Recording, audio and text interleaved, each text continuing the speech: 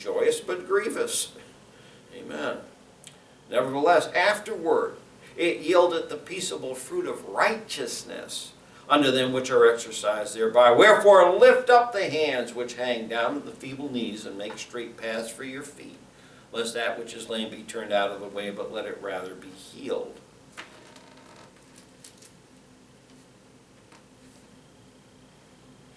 At verse 7, back in our text, Proverbs 27 talks about integrity. Integrity means to be whole, entire, and unbroken. It also refers to purity, being genuine, unadulterated, unimpaired. This has to do with one's personal righteousness, not the imputed righteousness of God. Like I said, the two involved here. Okay. Personal righteousness, which is the internal and external expression of our imputed righteousness. Not just the external, but the internal, how we think, as well as what we do. Our walk, our conversation, our testimony ought to be evidence of that justification. More so, it must be evident in our hearts and in our minds as well. Yeah, nobody sees that but God. And so we need to think about that. Right? Because it's not just what we do externally that's being evaluated. It's how we think. What are our motives? What is our heart in what we're doing? Otherwise, outward evidence is just a show. Okay? It's a show, it's a sham, it's a veneer, it's put on, it's fake. And the Lord certainly knows the difference. And this is why His children are blessed after Him. Okay? You've set a good example.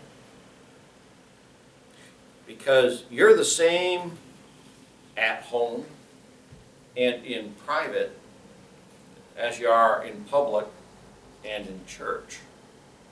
Kids are incredibly perceptive.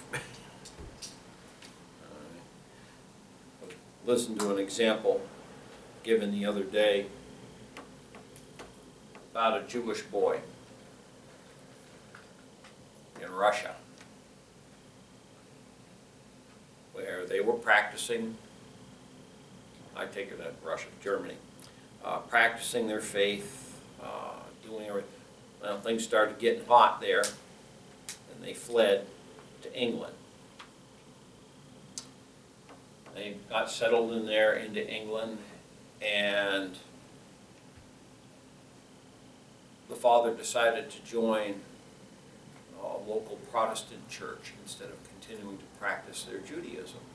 And the boy was confused, and he said, why? Why aren't we going to continue to do what we've always done? Why aren't we going to continue to be who we've always been? His father's answer to him was, it's good for business. The boy's name was Karl Marx. He's the one who made the statement, religion's the opiate of the people. Okay. The example set by his father is what turned him the way that he went. The example you set at home, I mean, you're one way in church and you're another way at home. You're, one way in public and another way in private. The kids are going to know. Kids are going to know. Kids are going to know whether you're genuine or not. And if you are, they're more likely to walk that path that you're walking than otherwise. Not a guarantee, but it sure ain't going to hurt. You're making and opening a path for them to follow.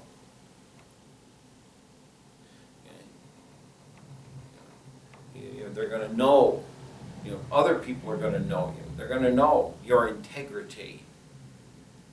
And they're going to trust that your children have that same integrity because of what they've seen in you.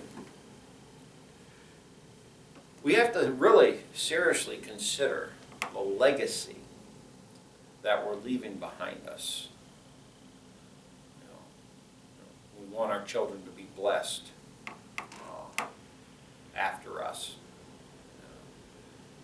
The example that we set for our children, for our grandchildren, okay? The reputation that's going to be attributed to our children quite often comes from us. And so that's something we have to really seriously consider. All right, we're going to stop there for this morning. Any questions, anything that anyone would like me to repeat for them? We're about 5 minutes to the top of the hour. All right, we'll end the lesson there.